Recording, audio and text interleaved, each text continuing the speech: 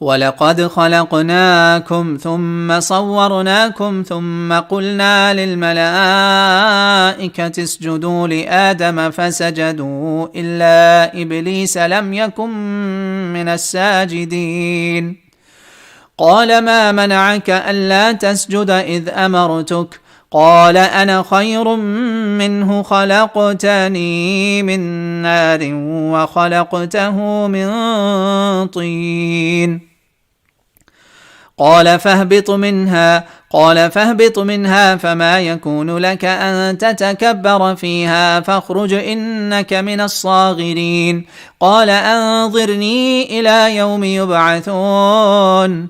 قال إنك من المنظرين. قال فبما أغويتني لأقعدن لهم صراطك المستقيم ثم لآتينهم من بين أيديهم ومن خلفهم وعن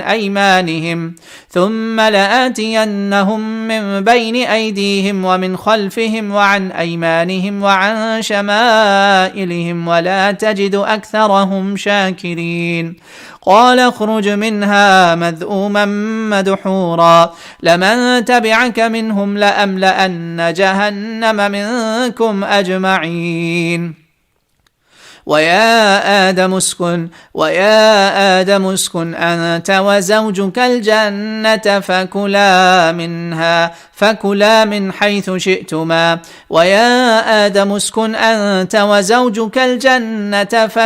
من حيث شئتما ولا تقربا هذه الشجرة فتكونا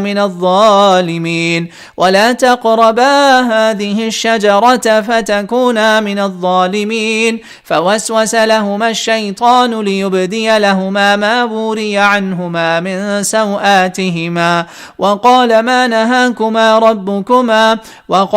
نهاكما ربكما عن هذه الشجرة إلا أن تكونا ملكين أو تكونا من الخالدين.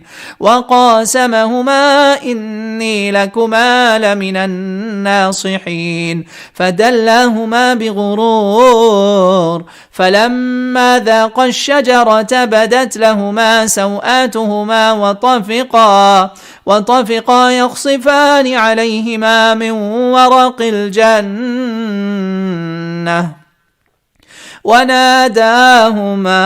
وناداهما ربهما ألم أنهكما